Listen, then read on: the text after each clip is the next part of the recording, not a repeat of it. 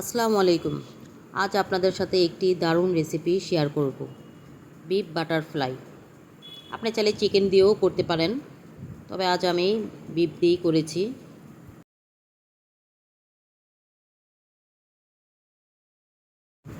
Beef butterfly তৈরি করার জন্য আমার এখানে দুটি বড় বড় আলু লেগেছে।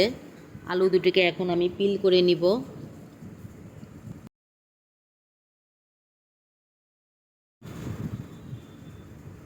স্লাইস করে নিতে হবে, ঠিক এই ধরনের পাতলা করে স্লাইসগুলি কাটতে হবে যেন আলুটা খুব সহজে ভাজা হয়ে যায়। এখানে আমি 250 গ্রাম গরুর গোশত নিয়েছি।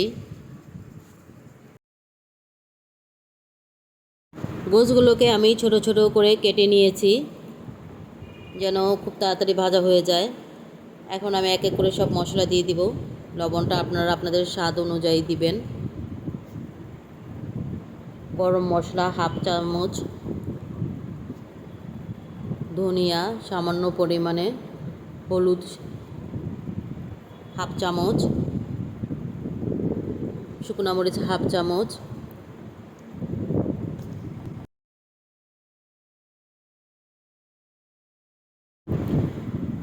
আদা হাফ চামচ, রসুন হাফ চামচ। এখন আমি সবগুলো উপকরণ একসাথে খুব ভালোভাবে মিশিয়ে নিব যেন মশলাগুলো মাংসের মধ্যে ঢুকে।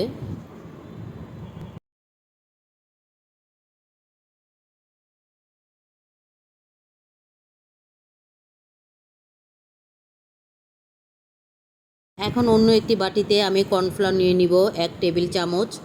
সামান্য পরিমাণ পানি দিয়ে কর্নফ্লাওয়ারটাকে খুব ভালোভাবে মিশিয়ে নিতে হবে যেন দলা পেকে না থাকে। আমি এখন যে আলুর স্লাইসগুলো করে রেখেছিলাম তা এক এক করে কর্নফ্লাওয়ারের মধ্যে ডুবিয়ে নিব।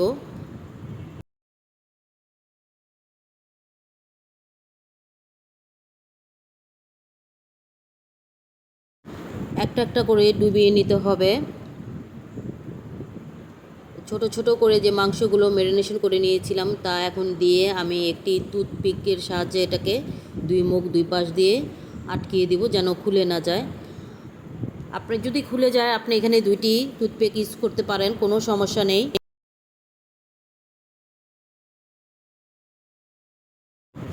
আমি আরেকটি করে দেখাচ্ছি।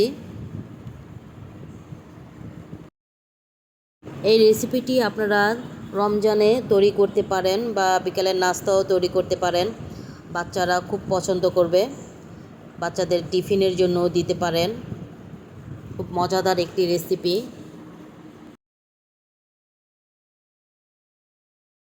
সবগুলো রেডি হয়ে গিয়েছে। এখন আমি একটি ফ্রাই প্যান বসিয়ে এক এক করে সব ভেজে নিব। গরম তেলে একটা একটা করে ছাড়তে হবে।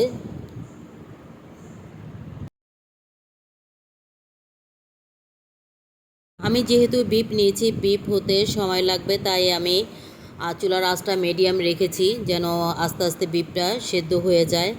আমি বিফ আগের থেকে সেদ্ধ করি নাই, এখানে এই তেলের মধ্যে ভেজে নিচ্ছি। এই পাশ ওপাশ দুই পাশই উল্টিয়ে দিতে হবে।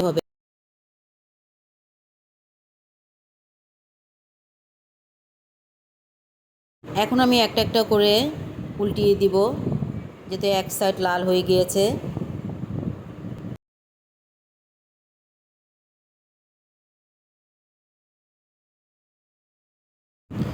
ডুবো তেলে ভাজলে আরও ভালো হতো। আমি যেহেতু তেল কম খাই তার জন্য তেলটা একটু কম এখানে দেওয়া হয়ে গেছে।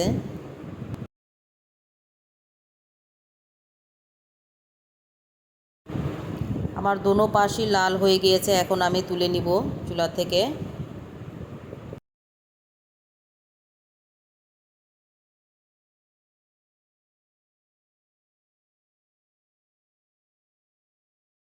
এই বিফ বাটারফ্লাই আপনি যে কোনো ধরনের সস দিয়ে খেতে পারেন অথবা এভাবেও খেতে পারেন। খুব ক্রিস্পি হয়েছে। আমি আরও কিছু রেখেছিলাম তা এখন ভেজে নিব।